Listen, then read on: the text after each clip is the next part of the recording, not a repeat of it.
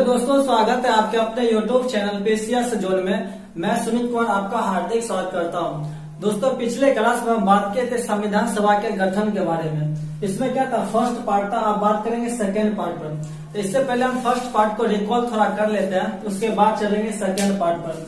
तो first part में हमने बताए थे कि 1940 में क्या हुआ था। 1940 में अगस्त प्रस्ताव आए थे और उस अगस्त प्रस्ताव को महात्मा गांधी ने अर्थात कई सारे सदस्यों ने अस्वीकार कर दिया गया था। इसके बाद क्या हुआ था, 1942 में क्रिप्स प्रस्ताव आया था और उस प्रस्ताव को भी कांग्रेस के लोगों ने क्या था, अस्वीकार कर दिया गया था।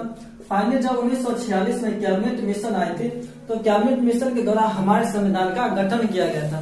और उस जब हमारे संविधान का गठन किया गया था तो उसमें 389 सदस्य थे, जिसमें से 296 सदस्य जो थे, 296 सदस्य क्या था, निर्वाचन के द्वारा आए थे। और इसमें से 93 सदस्य जो थे, 93 सदस्य देशी रिसर्च के द्वारा आए थे, जो कि मनोनीत किए गए थे। और इस 296 सदस्य में 4 कमिश्नरी प्रांत के थे। और वह 4 कमिश्नरी प्रांत कौन थे, तो हम ट्रिक बताए थे ABCD, अर्थात अफगानिस्तान, बलूचिस्तान, कुर्ग और दिल्ली। या चारों प्रांत को आप याद रखिएगा जो कमिश्नरी प्रांत के थे। फाइनली 9 दिसंबर 1946 को पहली बैठक हुई, जिसमें अस्थायी अध्यक्ष सच्चिदानंद सिन्हा को चुना गया था।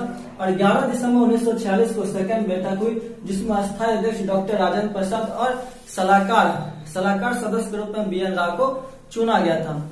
और सलाहकार समिति ने क्या था, कई सारे सलाह दिए थे कि संविधान की क्रिया को तीव्र करने के लिए, अर्थात संविधान का जो गठन हो रहा है उसकी क्रिया को तीव्र करने के लिए, लेकिन जल्दी से संविधान का गठन हो, इसके लिए कई सारे समिति का गठन किया जाए, ताकि यह काम क्या था, बहुत ही तेजी से हो। तो फाइनली हम क्या था, उस समिति के सारे अध्यक्ष को हमने पढ़ लिए थे। आज हम पढ़ेंगे प्रारूप समिति। हम कल बताए थे प्रारूप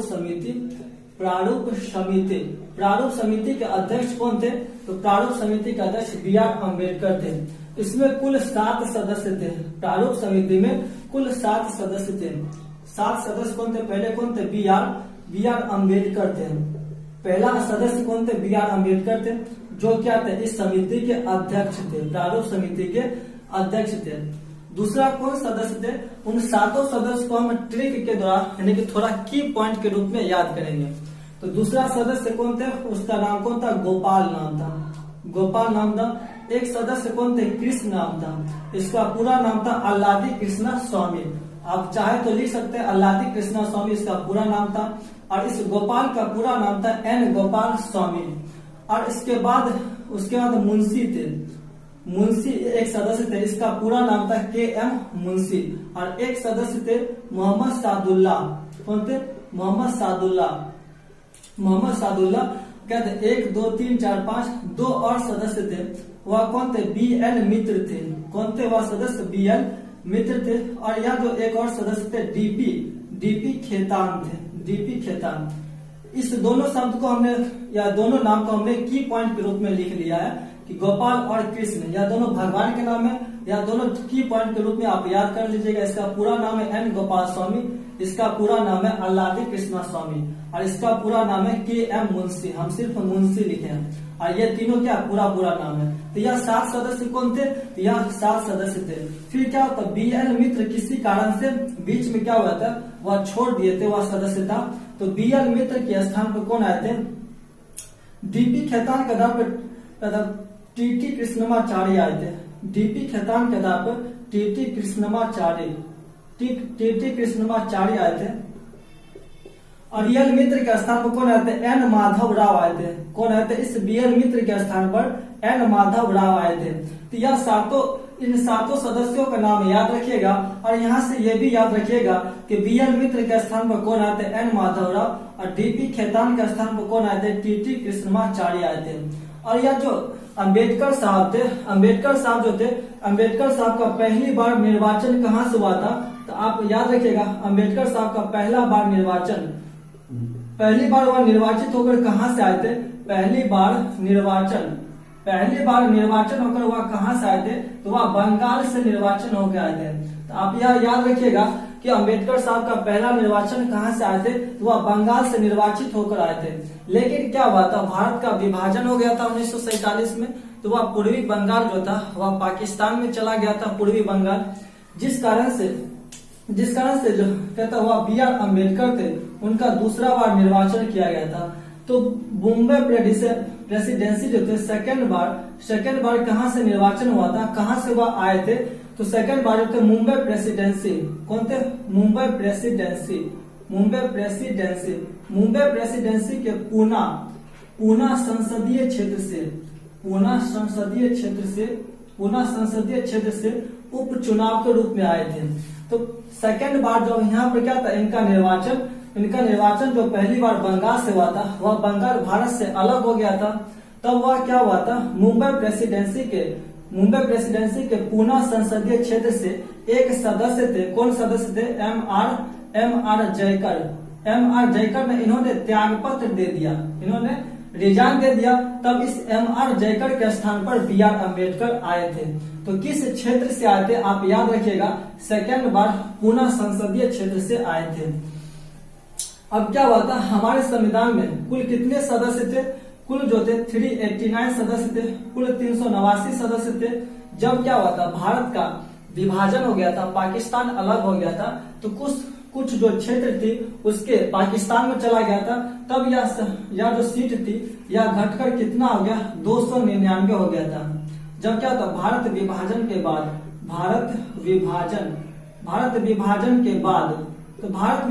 बाद को कितने सीट बच गए थे, तो 299 सीट बच गए थे। और इस 299 सीट में क्या था, 229 सीट जो थी वह भारतीय प्रांत की थी, भारतीय प्रांत से थे।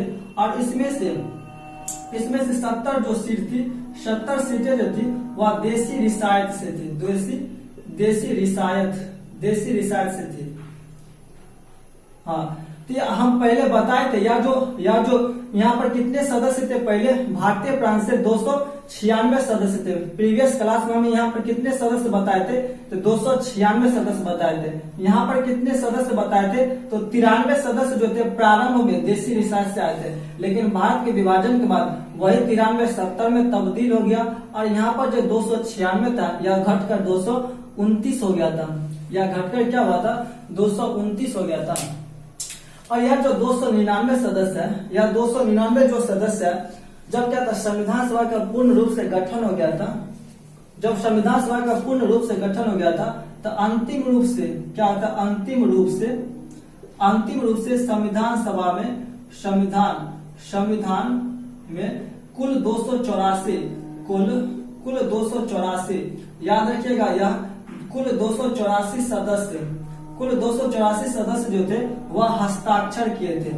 कितने सदस्य कुल, अंतिम रूप से जब संविधान सभा का गठन किया गया था, अंतिम रूप से उस टाइम जो थे, हालांकि 299 सदस्य विभाजन के बाद बचे थे, लेकिन जब संविधान सभा का पूर्ण रूप से गठन हो गया था, तब वह अंतिम रूप से 284 सदस्य क्या हुआ था, हस्ताक्षर किए थे। यह अंतिम रूप से याद रखिएगा, 284 सदस्य। और भारत के विभाजन के बाद कितने सदस्य बचे, 299। लेकिन वह इस 299 में से सिग्नेचर कितने किए थे, अंतिम रूप से 284। इस 284 में महिला सदस्य कितने थे, तो 8 थे। अंतिम रूप से जो 284 सदस्य हस्ताक्षर किए थे, इसमें महिला सदस्य कितने थे, तो 8 थे। चलिए दोस्तों, हम इसको मिटाते हैं, फिर आगे चलते हैं।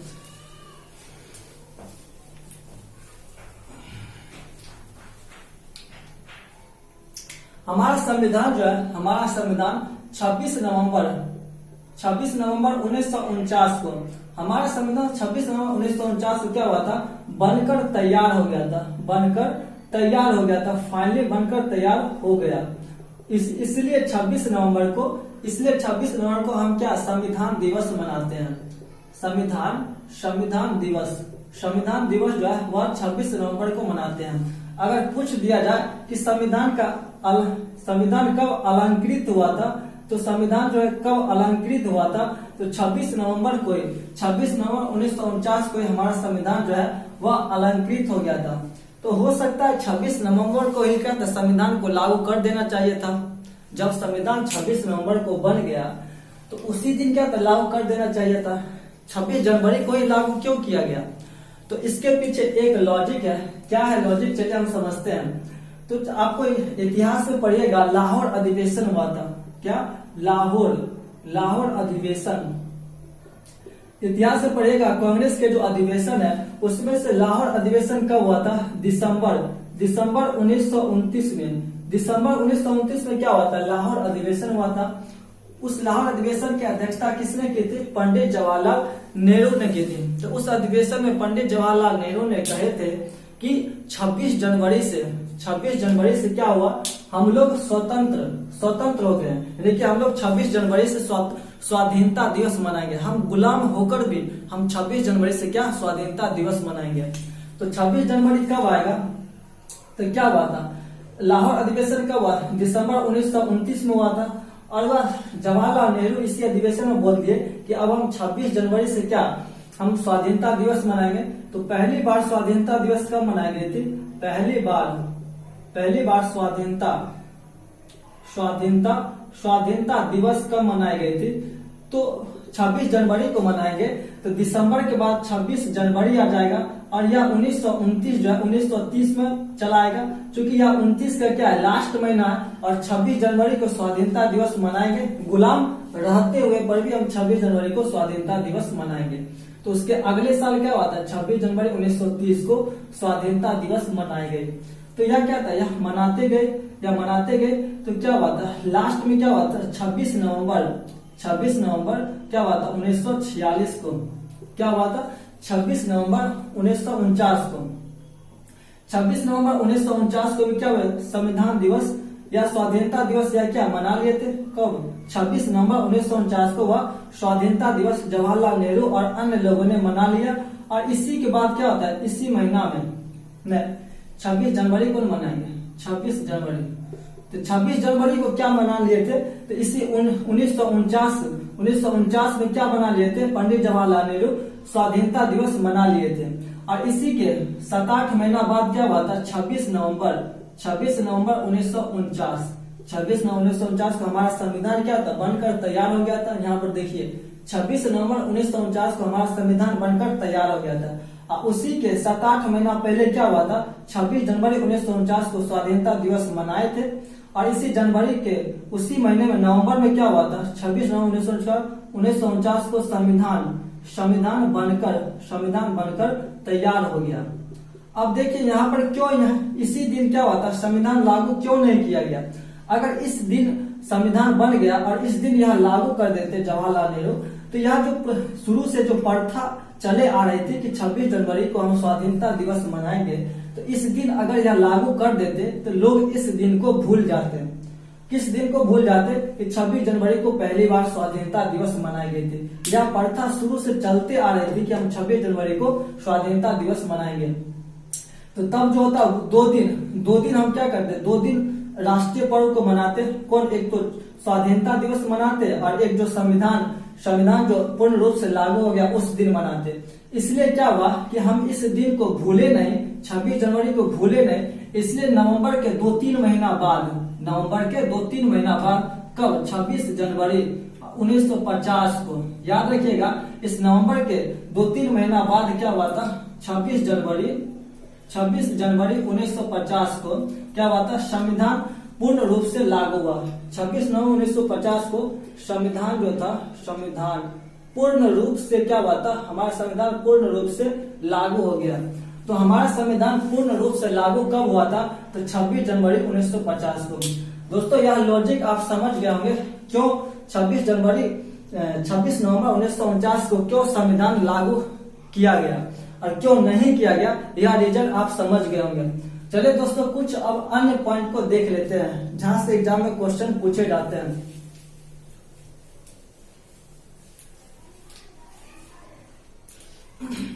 संविधान सभा की अंतिम बैठक कब हुई थी? संविधान सभा की अंतिम बैठक,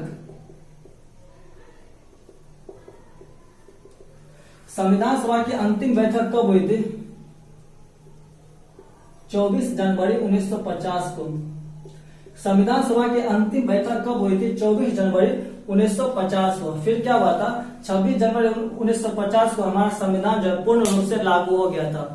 उसी 2 दिन पहले क्या हुआ था, अंतिम बैठक हुई थी जिसमें कुछ भूले हुए चीज, छूटे हुए चीज को शामिल कर दिया गया था। और इसी दिन क्या हुआ था, डॉक्टर राजेंद्र प्रसाद को भारत के प्रथम राष्ट्रपति घोषित किए गए थे। इसी 24 जनवरी 1950 को डॉक्टर राजेंद्र प्रसाद को राष्ट्रपति घोषित किए गए थे। और संविधान के निर्माण में कहता कुल अधिवेशन कितने हुए थे, याद रखिएगा, कुल अधिवेशन 12 हुए थे। कुल कितने दिन बहस हुए थे, कुल 114 दिन बहस हुए थे। कुल समय कितना लगा था संविधान के निर्माण में, तो 2 साल 11 महीना 18 दिन लगे थे। तो संविधान के निर्माण में कुल कितने दिन लगे, 2 साल 11 महीना 18 दिन लगे थे। पहला संविधान किसका था, पहला संविधान विश्व का पहला संविधान किसका था, तो ब्रिटेन का संविधान था। सबसे पहला संविधान किसका था, तो ब्रिटेन का। लेकिन इस ब्रिटेन का सिद्धांत जो है वह पारंपरिक आधारों पर है, यानी कि प्रथा जो नियम बन गई है पहले से, वही नियम को वह ढोते चली आ रही है। तो यह ब्रिटेन का संविधान जो है परंपरा पर आधारित है। तो पहला लिखित संविधान किसका है, जो कागज पर लिखा गया है। तो पहला लिखित संविधान किसका है, तो पहला लिखित संविधान जो है वह अमेरिका का है। वह पहला लिखित संविधान किसका है, तो अमेरिका का। अगर पूछ दिया जाए